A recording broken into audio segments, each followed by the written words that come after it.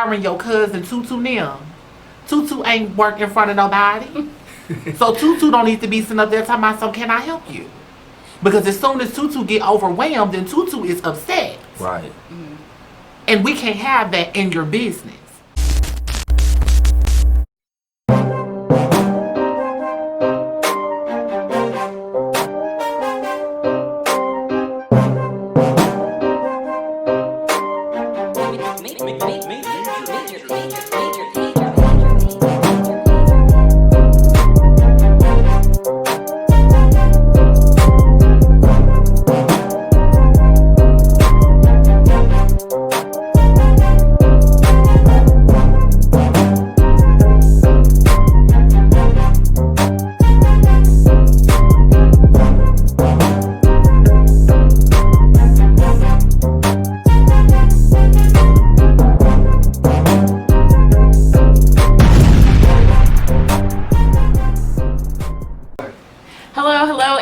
To Straight Up Shop. We want to thank all of our shoppers for tuning in with us on tonight, and I am your girl, Latoya B. Now, Straight Up Shop would not be possible without my amazing panel of co-hosts, starting with B. Pride, Aubrey Williams, TK, and again, we are Straight Up Shop. Now, we're a podcast where we just simply talk about life situations to even those unfortunate circumstances that life tends to throw at us that I'm sure some of you can relate. Now, tonight's show, I'm super excited. We have some great topics for you, starting with my boy B. Pride with collaborations in the Black community, followed by Aubrey with being a light in the midst of a storm. Now, tonight's show, we have a special guest that'll be tuning in with us from the ACE Foundation later on, so tune in with us then. Straight Up Shop is powered by No Sense Media and Bodyguard TV, so let's make it make sense. So how are you guys feeling? Everybody good? Yeah. I'm Okay. good. Yeah. You know what I'm saying? All right. Somebody So just came on vacation though. I know, vacation, right? I know. It's the traveling for The me. highlight, you know what I'm saying? do the most when it comes to the go though. Yes, the goat was traveling, but you know what, you guys, just 1 week ago, as a Black culture, we made history. We did. You know, so Absolutely. last week was Juneteenth. Yes. And it finally was recognized as a federal holiday, right? Yeah, Even though absolutely. we've been celebrating Juneteenth. Right. However, that was, something moving forward, a little progress that has been made, and so I can appreciate it. So, any of you guys do something special on that day? Man. I actually worked. You worked, okay? Yeah, was supposed to actually be off, but conflicting in a new department, so I really couldn't get off. But what I saw on Facebook, everybody was living life. Okay, living large, taking charge. Right. Okay? Well, it's a holiday, so maybe next year, since you'll get off with pay. Okay. That part. Wait, hello. Thank you, Biden. Okay. Yes. So, B, you do anything special last week? Absolutely. Went to the premiere of my first movie. Heavy. Awesome experience. Awesome vibe. Dope movie. Yeah, Yeah. congratulations. Okay. I was definitely there with you, so Absolutely. you did great. In the business. Come on now. You know what I'm saying? Yeah, I was definitely there. Celebrate that. TK, you just came from vacation, so were you celebrating last week as well? Traveling. I did celebrate, but I spent most of my actual day of Juneteenth getting more pro-Black outfits to wear while I was on vacation. Oh, okay. Yeah. So shirts, All right. And where'd you go? I went to Cali. Cali? Okay. Cali All right. Buzz. belong Nice. there. Nice, I belong there. nice. Are you Okay, trying to well- tell us something? Yeah. Well, with that being said, this is Straight Up Shop, so I know our people want the straight up truth. So let's just get straight to it. Now, B, you wanted to touch on collaborations within the Black community, so take it away. All right, family. So, talk about collaboration in the Black community. Well, look, we've all have grown up or been a part of the Black community. Of course, we understand the setbacks wrapped around the Black community. We understand those and how it has stagnated us as a whole, especially when it comes to just moving forward. And so The question that I pose to you guys is,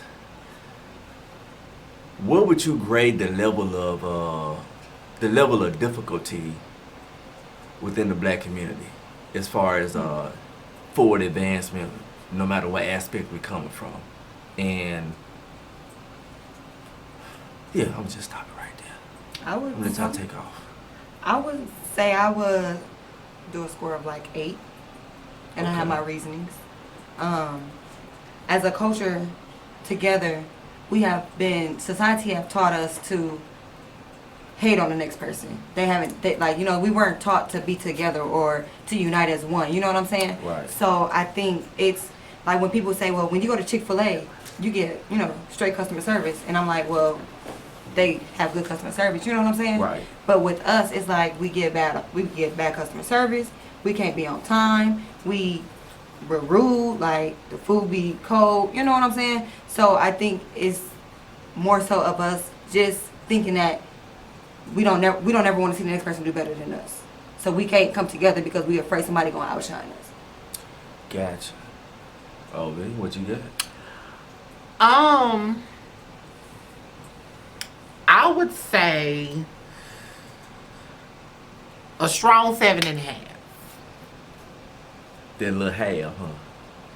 Alright. A strong 7.5. I'm gonna say that because even though that we really and truly understood the dynamics of coming together, we should have got to that point. It shouldn't have taken George Floyd to leave this world for us to understand how powerful we all are as a community. For years, a lot of people have been working in the industry for that moment, for us to understand that collaboration is what we need to be able to get these things done. Right. And it took constant bullying. It took taking the lives of our loved ones that did not deserve it. The Sandra Blands, the George Floyds, all of those additional people to not no longer be here for us to be able to say, you know what, we need to come together. So for me, from what I've seen in those negative experiences, I feel as though that we're moving up there, but we got a lot of more work to do. Oh, We do. see. Yes, I think I'm about an 8 with TK. I think that I'll give it about an 8. I know that I feel like before, many years before, when it comes to collabing with each other within our culture, it's kind of like, the crab mentality of pulling people down and not wanting to see someone, rise up. Right. I think we've gotten a little bit better over the years. There's been a lot of more collaborations I've seen just in like the music industry, the acting industry. And so I feel like we've gotten better, but we still have a little bit of ways to go. But it all, to me personally, it just feels like, it's just been that jealous thing. It's hard to see someone, elevated or rise up, especially if it's someone in your neighborhood. You've always known them as, Johnny from the block. But when Johnny, makes something of himself, you still want to label him as Johnny from the block. So to collab or to do anything with him or even just motivate or encourage him or support him has always been that thing with, you still want people want you to still keep you where they once, met you or found you, right? Right. So to grow and to elevate, I just feel like that's something that our culture has to get better at. And we've made some progress, but we still have a ways to go. Okay. So, and with that being said, I'm going to just jump into a question real quick that we have from our viewers. Do you think that trust is a big factor when it comes to collaboration within the black community? Absolutely. That's one of the main issues that we have in the community is trust. Whether that's it mostly derived from experiences with one another, in which TK touched on. Our experiences when it comes to customer service, quality of products, things of that nature. And so it puts me in the mindset of we have to start somewhere. And we have to trust, we have to come in when we're dealing with one another. We have to come in and respect where we are when we're coming into the mix of our whatever business entity that we dive into, whatever art we dive into. Because when you look at other cultures, they meet each other where they are.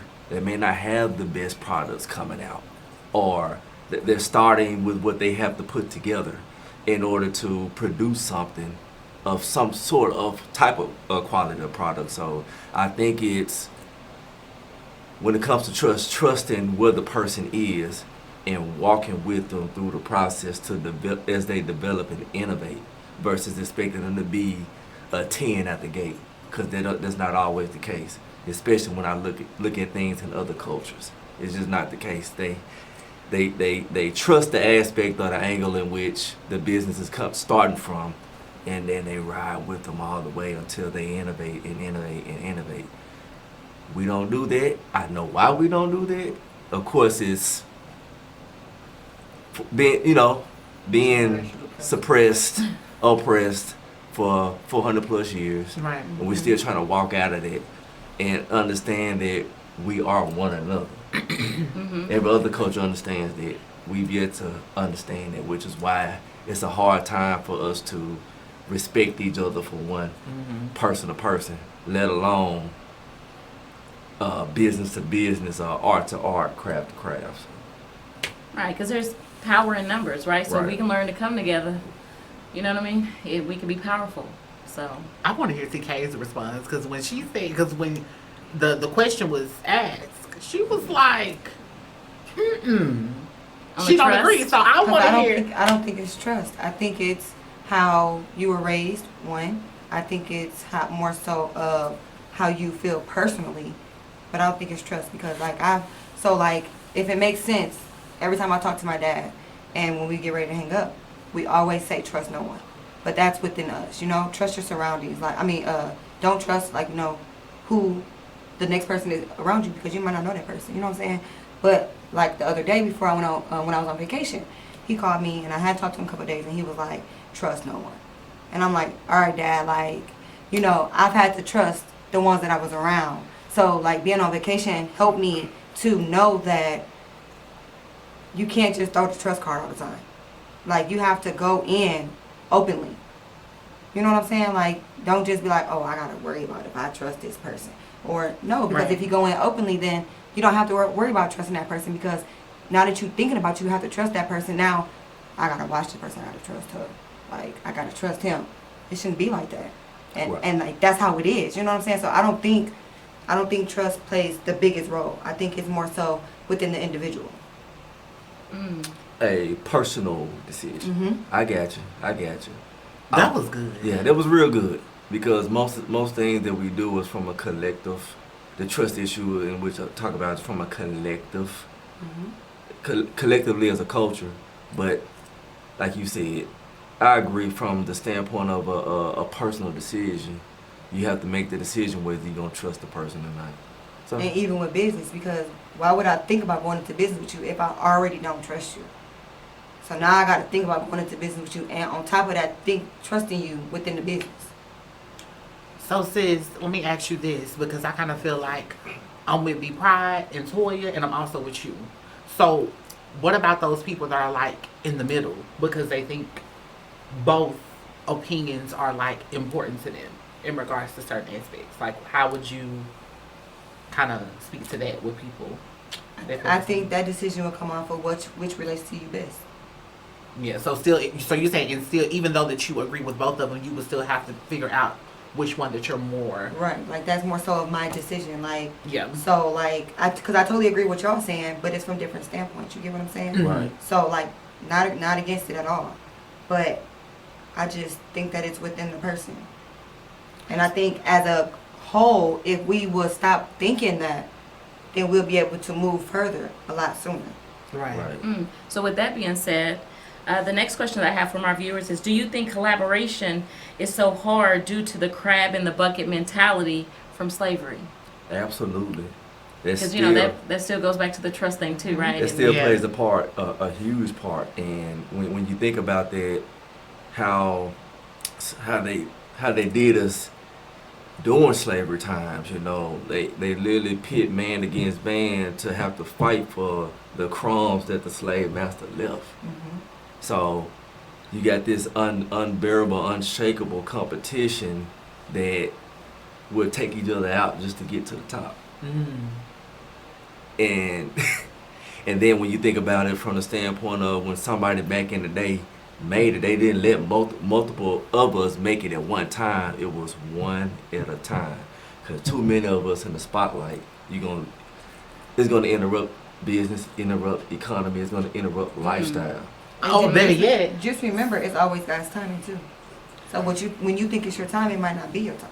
Right. Yeah. And then with that, somebody is going to get the picture. Somebody out of their bunch is going to be like that Harriet Tubman. Y'all got to be quiet. But you know what also this reminds me of or makes me think about? Remember, did you guys hear about the Will Smith situation where he blackballed Aunt V? Yes. Yeah. And because he said that one thing about her, that changed the whole trajectory of her career.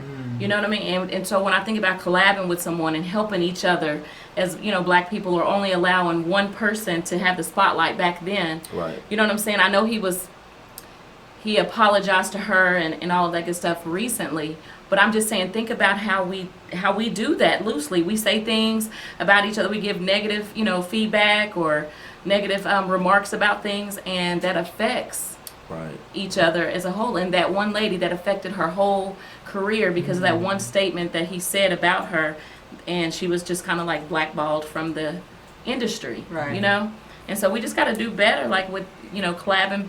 But also another thing we had talked about was when it comes to collabing with someone, say if we're in business and we have the same business and we want to come together, well, your customer service and your quality of service has to be on point in order for me to want to do business with you. And as a people, y'all, we got to do better on our customer service. No, we do. We absolutely do. And I mean, think when the whole Black Lives Matter deal happened, I think that's when I became more open to the customer service, like the rudeness. Yes. Like I've always been the one to be like, "Are you having a good day?" Just so we can get this out the way. Like, You know what I'm saying? But when that happened, it's like if I can stand at Henderson's and wait for my chicken for 10 minutes, why can't I stand at that black business for 10 minutes? Right. And that opened my mind to a lot more stuff because y'all say stuff about a different culture or a different race. But why you can't have that same leniency when it comes to your race? And that's our problem. Right. Like, she got bad customer service.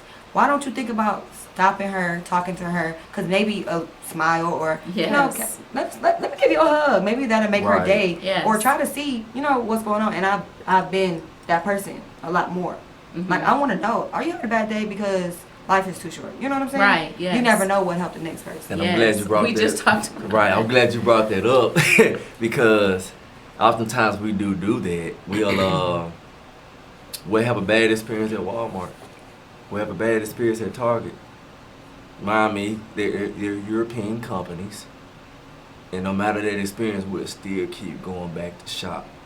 But we have one bad experience at a black-owned business. It's cancel Now I culture. can't support that person. Right, anymore. yes. Right. I don't understand it. You got something to say, don't. OB? Yes. I think OB got something to say. I mean, this just happened to me this week. So, and I just said I was not going to go back to that place because I kind of feel as though, regardless of anything, I'm a person that gives people the opportunity. But there's only so many times that I'm going to waste my time at your establishment.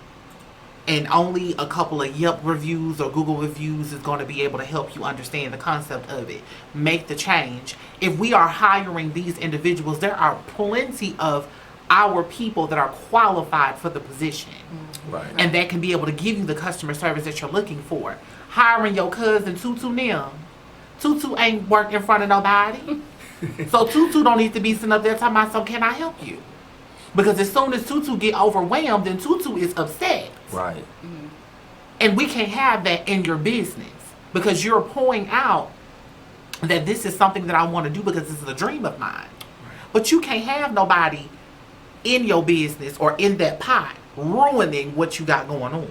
It's like gumbo. If that roux ain't right, baby, you ain't cooking with nothing but water. It's soup. Right. Right. Just like a Real vibe. talk. That's true. One Real bad talk. vibe could kill the whole energy That's of Real talk. Right. group. And that's true, but like TK said, I think that it's important that, each one teach one. We have to be willing to say something to that, person, like, hey, are you having a bad day, or is everything okay? Right. I mean, because our cancel culture is Cancel. Yeah. we cancel people so easily and so quickly, but then we want to say support black businesses, Right. or collab with your brother or sister. Or when it comes to these price tags, you'll go to Louis, you'll go to Gucci, you'll go to Versace, you'll pay that price tag, and then you'll flex that price tag. Yeah. But when Toya got luxury bags over here for $1,500, I ain't paying all that money. Exactly. But you just went and paid it That's for my issue. Gucci. Right. And they ain't finna do nothing for your community. Right. Right. Toya, she got plans to do something for your community. Giving back to school events, helping putting shoes on kids' feet, I'm just saying. I'm Right. sorry. I got to give me a Saint Laurent. I'm sorry. We do have to shop with them, okay? Saint, what's up? All right? But you're right, though. You're right. Now, if any of y'all come up with a Saint Laurent bag, call me. Authentic, black-owned business. Oh, goodness. And on that note right there, thank you guys. That was really good feedback. But on that note, we're going to cut to a real quick commercial break. So stay tuned with some more of Straight Up Shop. Period.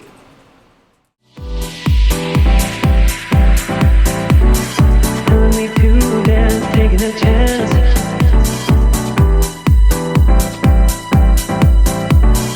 Telling me to dance.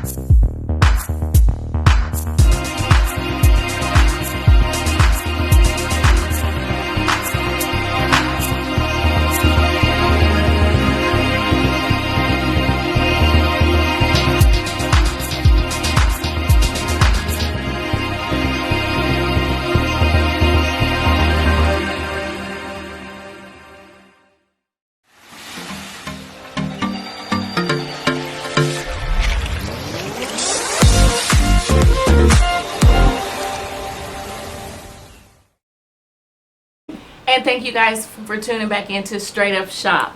We want to thank all of our sponsors for their sponsorship. Now at this time, we're going to move into the second section of our show, and it's going to be Being a Light in the Midst of a Storm by my girl Aubrey.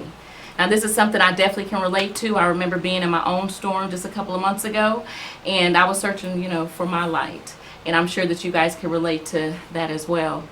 Now at this time, Aubrey, I know this is something that you have your own story with your storms, and if you could share with our people how you have been the light, or you were maybe searching for the light in the midst of a storm.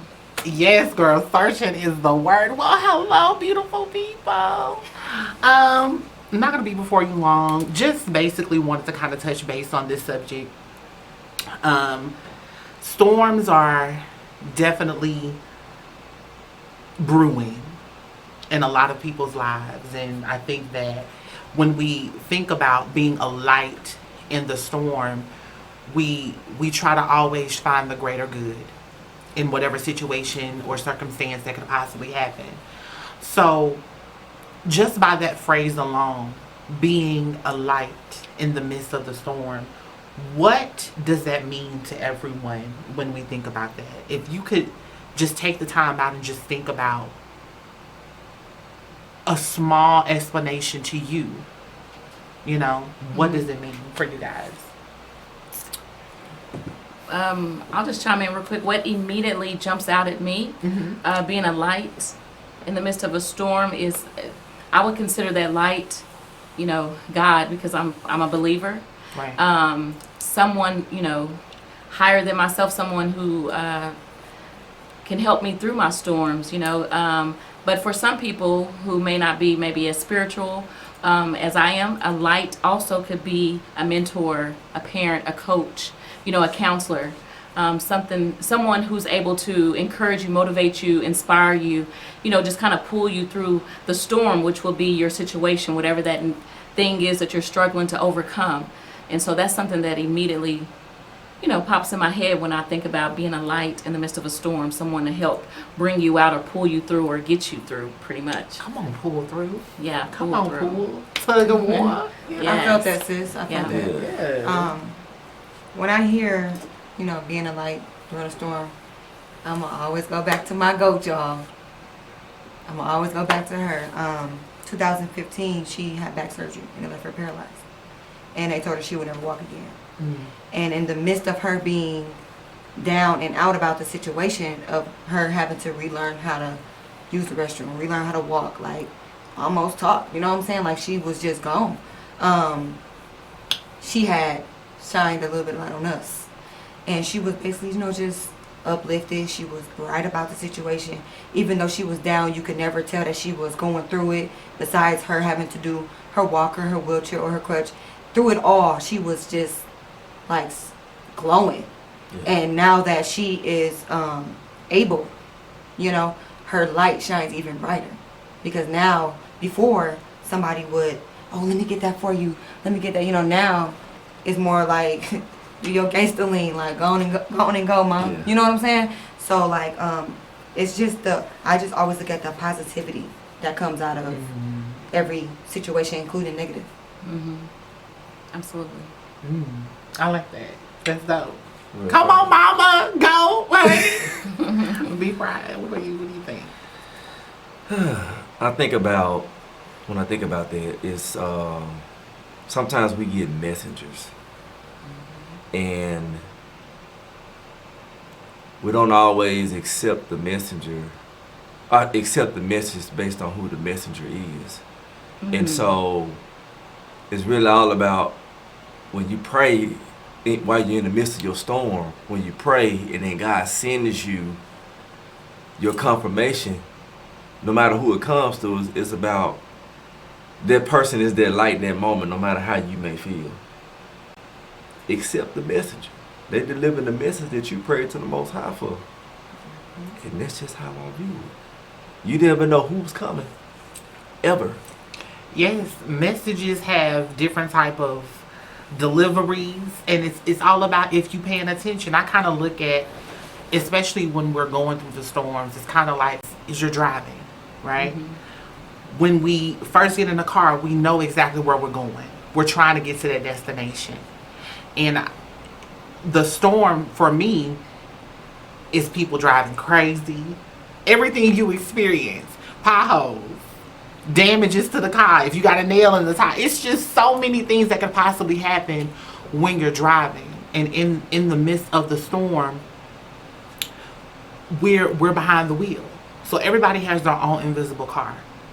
So it's just kind of like, sometimes people have passengers, which could be their messengers, which could be those people that can help them to go, turn down this way, turn down that way, So for me, it's just, when I think about that particular situation, it's necessarily driving a car and just making sure that you can be able to get to where you're going. And if you need that assistance or if you need that help along the way, hopefully you can be able to get it reciprocated. But I think for me, and my issue with being a light, I struggle with figuring out how I could be able to get what I'm giving to someone else as making them shine, how I can be able to get that back. Because as much energy as I'm giving you, I'm losing. I'm falling down. My levels are going down. So how can I be able to get myself regenerated? Because you over here shining bright like a diamond.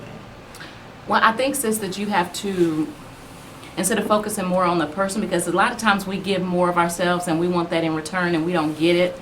And the good book says men fall short every day, right? So we're not men are going to let us down in just because it's inevitable, you know. But when I think about when you say that about the light, and you're talking about driving the car and that being the storm, it's just like with the GPS, right? You have to trust the process. You put in the GPS where you're going, and you pray that it takes you to your destination. And sometimes whenever you're headed certain places, you know, you got to trust that it's going to take you there. But what happens whenever you, you know, take the wrong turn? It reroutes you, right? And you got to still what? Trust the process that you're still going to get there. And that's just how I feel like we have to treat that light in our life. We got to trust the process, trust it. Even though, like B said, sometimes it's hard to hear. It depends on who it's coming from. If it's somebody that you feel like, you know, what do you know? You can't relate to my situation. You don't know what I'm going through. Then it's hard for me to hear that when you're trying to speak life into me to guide me through my storm. But a lot of times, you know, you just have to trust the process.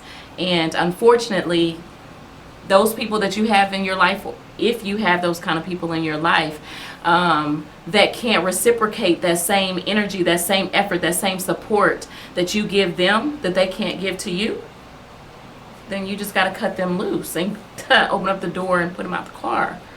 Push them out, sis. Push them out the car, you know. So, and because you headed one way and they're not able to be there, that support for you, give you that quote unquote gas money to help y'all keep. yeah.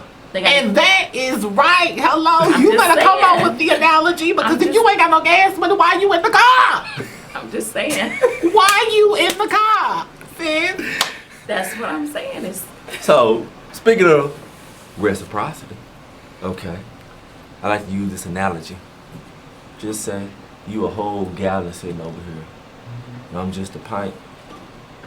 You able to pour so much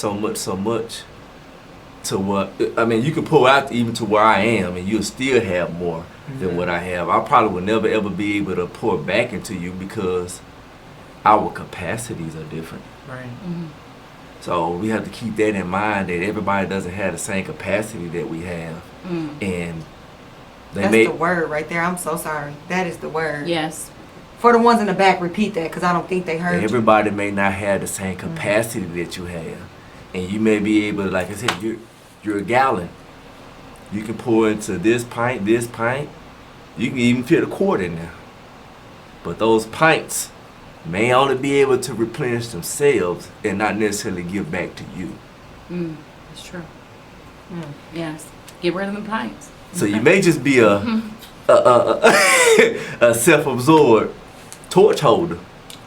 And you know what's crazy, be pride, is I find myself always being the light for the next person.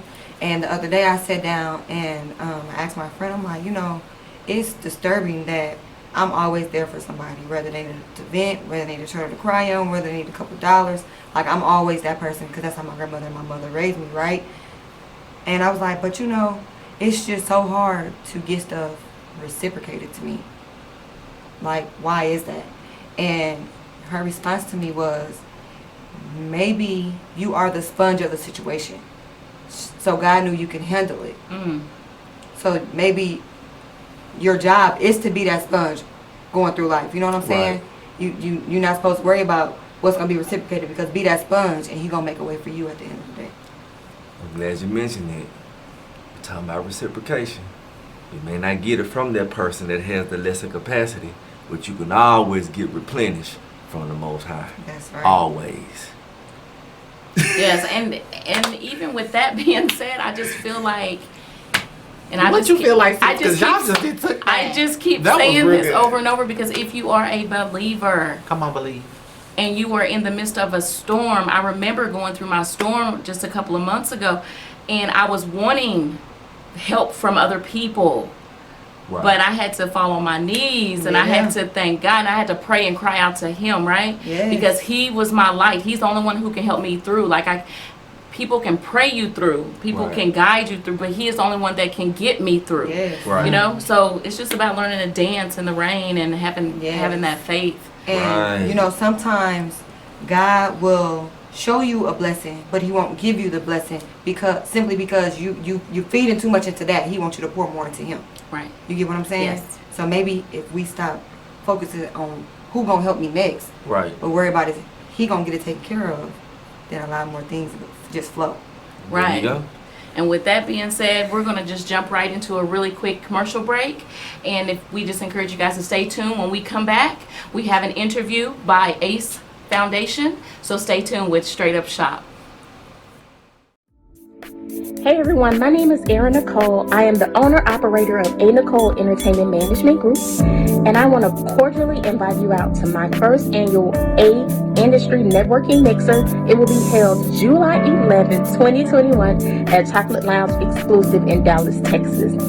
This event is for any and everyone in the entertainment industry. If you want to become a part of the entertainment industry, please come out, get some good information on what you need to do to be successful in this environment, and also enjoy foods, drinks, and a few special performances. Again, we look forward to seeing you July 11, 2021. Feel free to reach out to me by email at erinnicole@anicoleentertainmentgroup.com or by phone at 469-796-9594. Hope to see you there.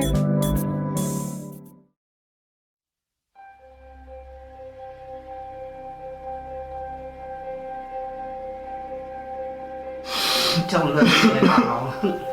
You're dead to me, Maurice. Now get the fuck out of here. So y'all, what are we doing? I think we should rally on the strip. Rally on the strip for what? It's not our own people killing us. One day I was over there and I overheard him talking to his friends about the gay people. My mother was a lesbian. She left my father for a woman. Just because Chris came and tried to holler at you, didn't mean you had to take the bait. You should have shut that shit down and not even go along with it.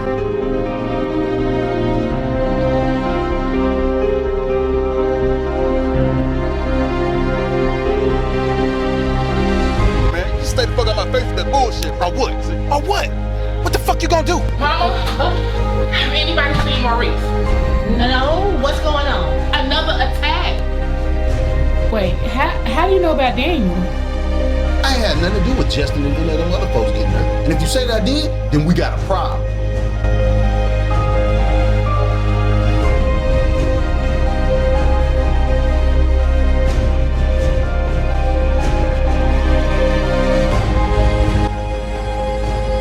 We got word on the street that you or somebody you might know something about that Texas been going on around here. Why can't you accept me like Kimberly accepts her daughter? When you're sober, that is when we'll have this conversation. Oh my God, mama. Wow, that dude doesn't care, you know this. Maurice, it's time for you all to come together and talk and just let bygones be bygones. No.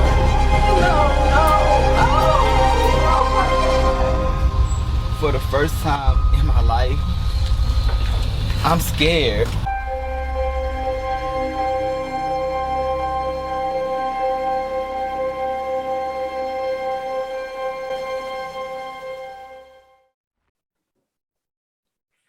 Welcome back, guys. And at this time, we're going to take an opportunity to be able to have an interview with someone that I absolutely adore.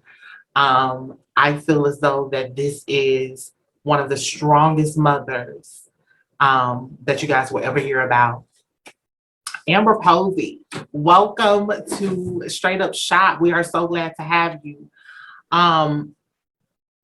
What I want you to do is kind of tell the people who you are and what the ACE Foundation basically represents. What is it about? Let's hear about why you're here today.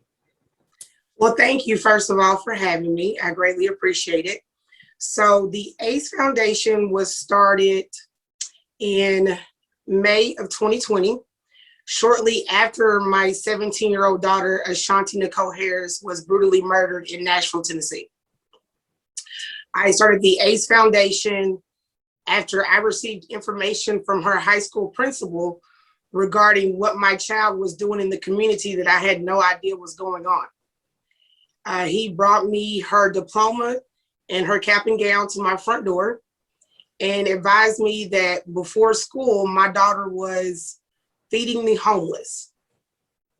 And I immediately knew right then that I had to do something to continue her work and continue to give back to the community that poured so much love into her. Thank you so much. That's awesome to hear. Tell us exactly what happened to Ace. What transpired for her to lose her life? In my personal opinion, I do believe that my daughter was set up to be taken out of this world because of jealousy and hate. Ace, as she was better known as, was openly gay. She had an open relationship with a particular individual who also happened to be the passenger in her vehicle that night for approximately 2 years. And on April the 9th of 2020, she walked in my room about, I guess it was around 9:30 or so, and asked me, could she run the passenger to her home to pick up some clothing? It was 9:30 at night. My daughter's never given me a reason not to trust her. Kind of gave her that motherly look because we were under COVID restrictions. Like, you can go, but make sure you come right back. She was gone 9 minutes and 37 seconds. And somebody called my 16-year-old's phone, told her that they had shot Ace, they had killed her, and hung up the phone. And approximately about 3 minutes later, the passenger called back to my daughter's phone, and the police were in the background. At that point, we were basically trying to get out the house and figure out exactly where they were at because we couldn't see her on the phone. We could only see police lights in the background. I kind of caught a glimpse of an ambulance in my daughter's vehicle, but I couldn't see her face. Wow. Hearing, of course, with me, knowing, everything that's going on with the whole situation and us having a relationship, I know everything that happened, but in that moment, kind of just give us of how you felt in that moment to hear that this is something that happened to your Ace. I have a great relationship with my kids. So when my daughter came in my room, I almost thought she was joking because I was just immediately thinking, there's no possible way. Like, she just left the house. What do you mean they shot Ashanti? And I just immediately jumped out of the bed because something on her face was just like, Mama, I'm not playing. And then when she hit the ground screaming and crying, my boyfriend grabbed her phone, and I remember trying to get myself together. And I grabbed the phone and I'm screaming into the phone, where are you at? Where are you at? Tell me where you're at. Do you see a road sign, a landmark? Give me some type of information. I have to get to my child. One of the family nicknames that Ashanti had was Big Baby. She was 6 foot, 160 pounds, but she was softer than Charmin. So as a mother, I had to get to my child. I had to get there and comfort her and let her know it's okay. We're talking about a kid who couldn't watch a scary movie without watching SpongeBob to go to sleep. So to know that she had been a victim of gun violence, I just needed to put my hands on her and say, Mommy's here, it's gonna be okay. By the time we got in the vehicle and en route, I remember being on the phone with her father's ex-girlfriend, who I'm super close to, is like a second mom to them. And at some point, I just remember somebody in the car telling me to breathe. And I screamed, she's gone. I feel like I took my last breath when she did. I knew my baby was gone before I got to the hospital. Wow. So sorry to hear that. Yes. It's just for a mother to lose and to see the relationship that you have with your children and to hear that something like that had happened to you. I was broke. I didn't know how to feel. I was very numb to the whole situation. I remember telling you that on our personal talks. But what I want to know is, how do you want people to handle gun violence when it comes to teenagers in the communities, and how can we put an end to it? How can we stop this violence that's taken a lot of people's lives, innocent people's lives at that? I've always been an advocate for the youth before my daughter was murdered. I pray about this constantly because I still work a full-time job. I'm trying to show my other children, not just speaking of the ones that I've birthed, but her AAU sisters, the kids in the community that call me mama, the kids in the community that come to my house when they don't feel safe going home and they're laying on my couch. You know, I've always been an advocate for the youth. So for me, I pray about this daily because I'm like, God, if this is what you're trying to show me, if this is supposed to be my journey, that I'm in these streets 10 toes down. You know, it's very heartbreaking that from April the 9th of 2020 to today's date, I've had to stand with 3 other mothers who have lost their kids to gun violence. 2 of those children were in my home April the 9th comforting me. And now I have to go comfort their moms because they have lost their kids to gun violence. It's a passion of mine, especially for the state of Tennessee, because our governor just passed a law effective July the 1st that will allow anybody to carry a gun without a license. And for me, that is a slap in the face. That is disrespectful to any parent that has lost a child out here to gun violence. Most recently in Nashville, we had a 3-year-old sitting in her car seat in her mother's vehicle and was taken out of this world by gun violence. You get no more innocent than that. That's a problem. I feel that we put so much money into quote unquote bettering our neighborhoods with more homes. We have a task force that is dead smack in the middle of the highest crime area of North Nashville where my daughter was murdered. But we're not putting money into our children. Our children have nowhere to go. They don't have community centers to go to because their parents can't afford it. They don't have AAU programs to go to or football programs because their parents cannot afford it. Their parents are having to work more than 40 hours a week just to keep a roof over their heads. That leaves nothing but the streets available to raise our children. Hello, Miss Amber, and thank you so much for sharing your story with us.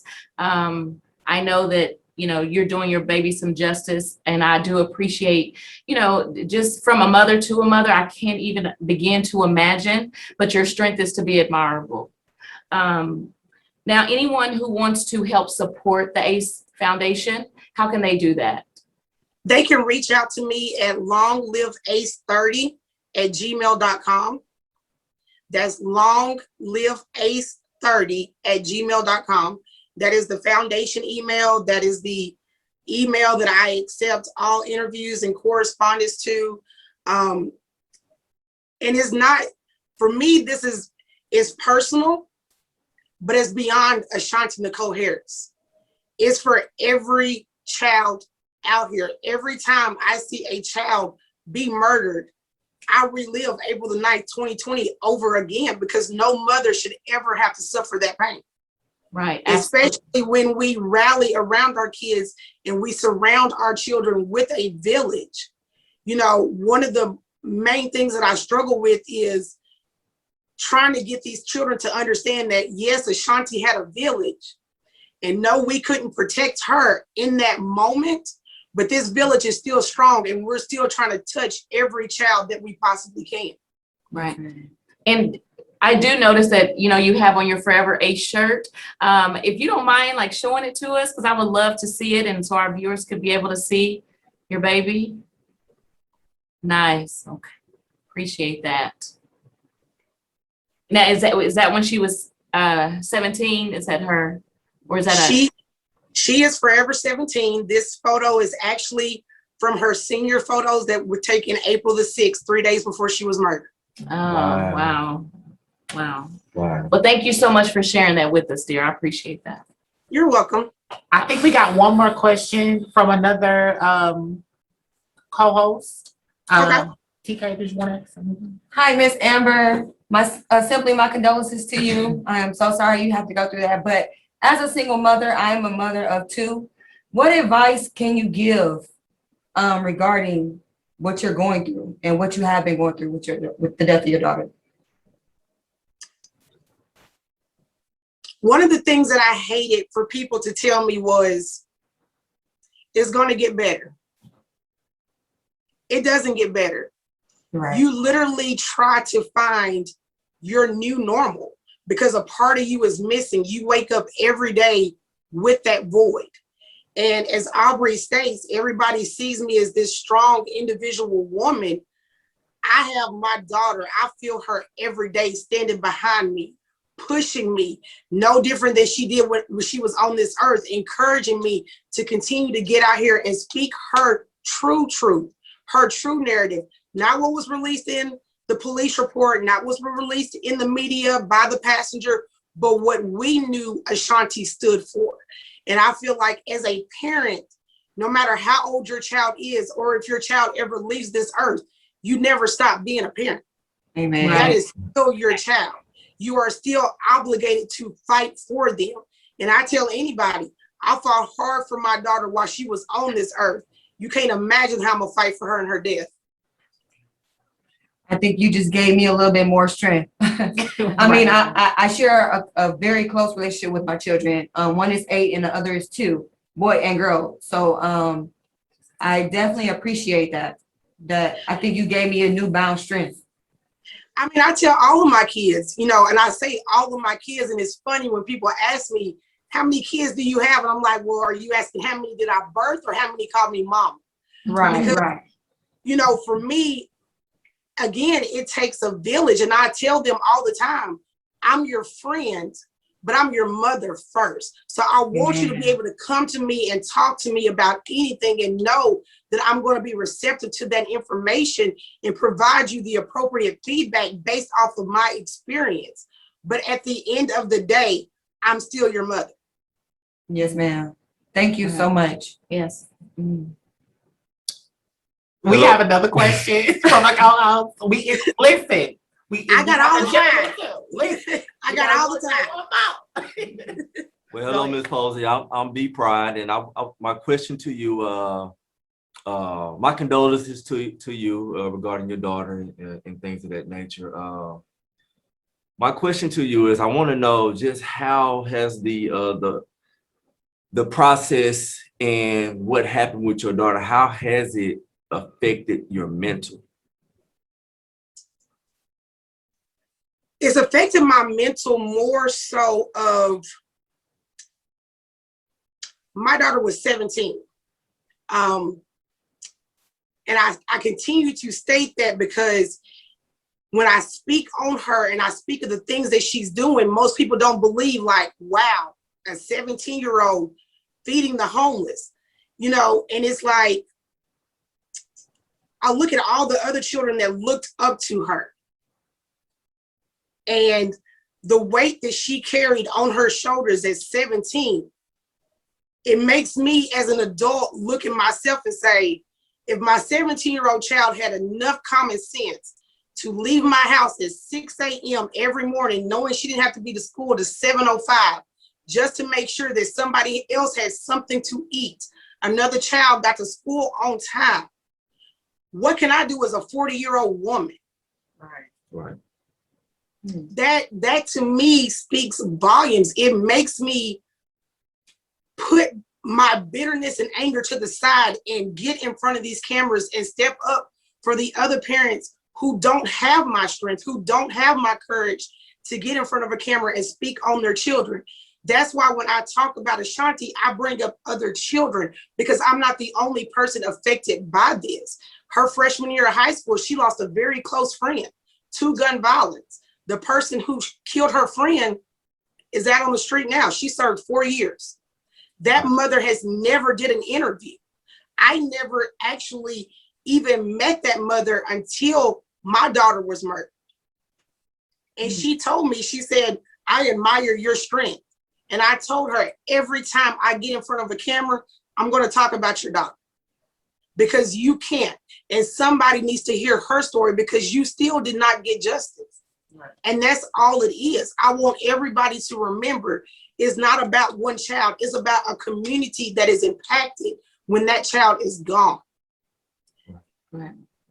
Miss Amber, I have one more quick question for you. I know that your foundation has a scholarship that you guys give to the seniors. So how can someone who's interested in submitting to your scholarship, how do they do that? They would simply just still use the email of longliveace30@gmail.com. I felt that it was very important to incorporate that into the foundation because my daughter did play basketball. However, in my household, we instructed her, we know you can play basketball. These recruiters know you can play basketball, but are you a good person? Are you a good student? Do you pay attention in class? Can they put you in front of a camera and talk elegantly? Can you speak on your school in a professional manner? So your education is just as important as your stats on the court. So even though my child had a full ride scholarship, in her passing, we have continued to receive letters for academic scholarships. Wow. She left this earth with a full ride scholarship to play basketball, but an additional $37,000 in academic scholarships. Wow. So for us, that was important. No matter if you stay local or you go away to school, I want to ensure that you have everything that you need, that when you graduate, you come into this world ready with no debt. Well, on that note, Amber, I just want to take the time out to tell you that I absolutely am proud of you. I am so honored to be that person that was there to, experience all the emotions with you. I love you dearly. I really, really do. And we thank you so much for coming onto this platform and speaking life for ACE. We do. We thank you. Thank you, guys. It was great. Thank you, Ms. Posey. Thank you.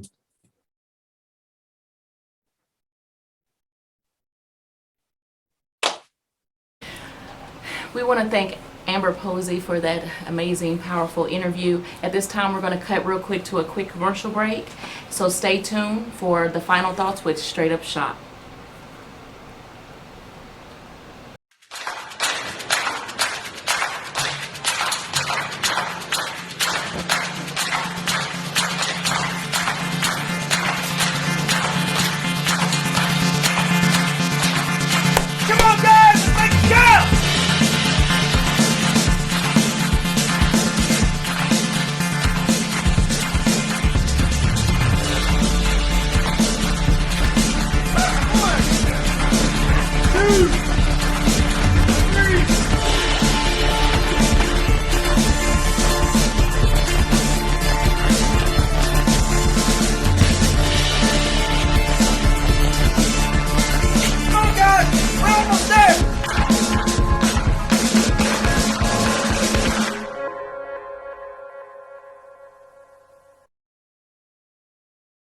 We at A. Nicole Entertainment Management Group strive to bring your vision to life by helping serve all the needs to assure you have a successful event or presentation. We specialize in booking venues, managing budgets, negotiating contracts and fees, booking performers, managing events, personal assisting, event branding, and more.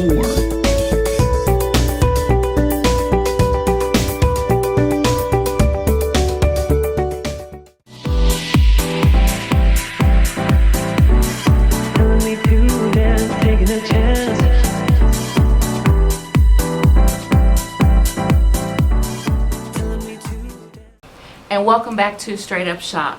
If you guys are just now tuning in with us, we had an amazing show thus far. At this time, we're going to move into our final thoughts.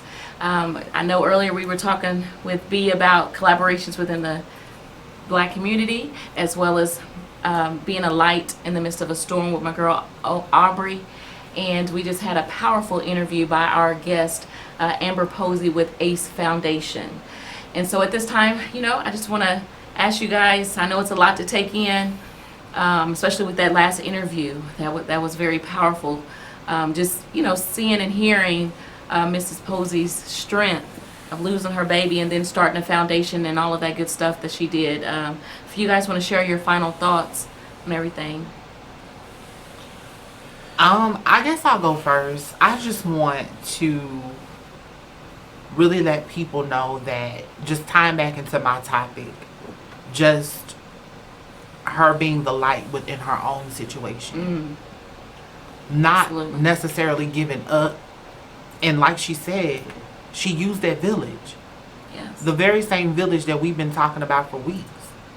You know, to get her through and to keep her going.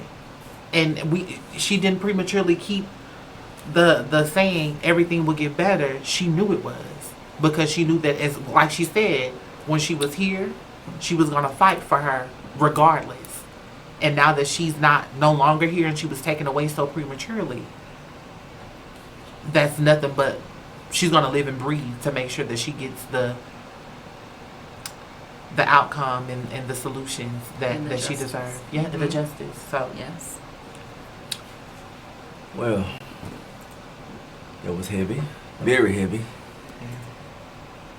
To tie back into my topic, what I love about Miss Posey's story and the transformation that she took on regarding it, I like how she made the conscious choice to take her hurt and use it to collaborate with what her daughter was doing as far as feeding the homeless.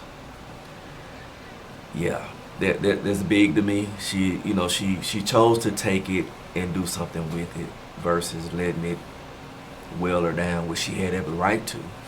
But I like how she used it and transformed it, and is still using it to transform other lives. So, yeah. As a single mother, I think she really gave me a new strength, physically and mentally. It kind of pushed me a little more to know that her daughter played basketball. So that was a lot weighed in on me. I feel like I definitely have to collab with her on something. But to tie into both of y'all's topics, how you said she was the light in her own storm. She was throwing a storm. Her daughter was the storm thrown at her. And she beat it. Right. And she's still beating it. She's Right. fighting. And with you, Be Pride, I think that's something that has pushed me to want to collab with her, black on black.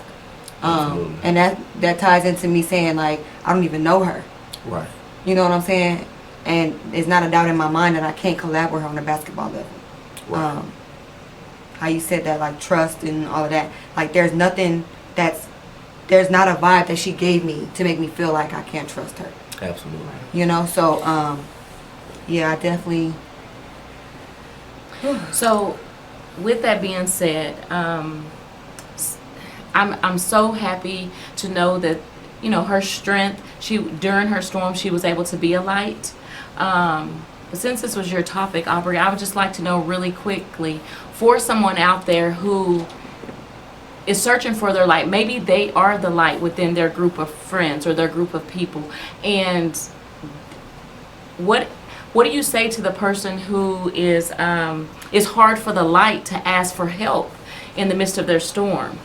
What would you say to someone like that who they're going through something, but they don't know how to reach out, they don't know what, because they're used to being the light for so many people?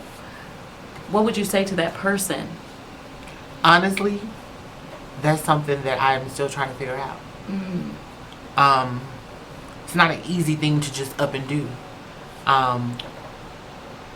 Being by myself since the age of 16 and having to take care of myself and only knowing that Aubrey can take care of Aubrey, that's all I know. So when it comes to asking for someone for assistance, I've done that and been let down so many times. So me going through that feeling of being let down, I don't want to let myself down, because if I let myself down, I can deal with that. But I can't deal with that from nobody else, because I feel as though that if I'm giving you everything of me, and I know that I'm going to give myself that, then I expect you to do the same. But I will come back to that answer, but right now it's still a struggle. And I feel as though that anybody that is the light and they know what it entails. They know that it's a difficult process. Right. But if anybody else would know what to tell somebody, then for sure. I think, whenever you are looked at as the person, the rock, I just feel like you have to be able to set your pride to the side or your ego to the side and be able to ask for help. That's not always easy if you're used to dishing out and giving and pouring into others. Right. And then the moment that you need someone to pour into you and they can't, I know that may be hard or difficult, but you just got to find some way to communicate that thing because, when you have your strong friends and you are used to them being so strong all the time, we tend to forget that they also need someone during their time, right? So you just got to maybe find someone to talk to or maybe journal, I'm an advocate for therapy, maybe having that vent, session in therapy to be able to get it out. But you definitely have to be able to reach out to somebody because we all need somebody to be our light, right? To be our rock. Right. And I agree with that, Toya. In the midst of my storms, what I found myself having to do, I was a high-risk pregnancy with both of my kids. But with my daughter, I had to move back home with my mom. And it was beating me up for a minute because I haven't lived with my mom since I was 18 years old. So I'm like, I don't belong here. I got 2 kids. And what I did was I got closer to God. But then I started to ask my mom, like, what did she... I think I even, contacted Mr. sometimes. And I was just asking them, like, what is it that I can do to, like, help me? Like, they're older than me. So I look up to my brother a lot. And so, like, I was just asking them for guidance. That might sound a little bad, simply because my pride is a little high, So with my pride being so high, I had to relearn within my daughter how to ask for help. And God made me, because at this point I couldn't do anything. I had got fired from my job. It was just a lot. Well, on that note, I just want to thank you guys so much for your input there. I want to leave, our viewers with this quote by Helen Keller: "Alone we can do so little, together we can do so much." Which is very important, and exactly what Mrs. Posey was doing with her foundation, getting her village together and, being the light for others, right?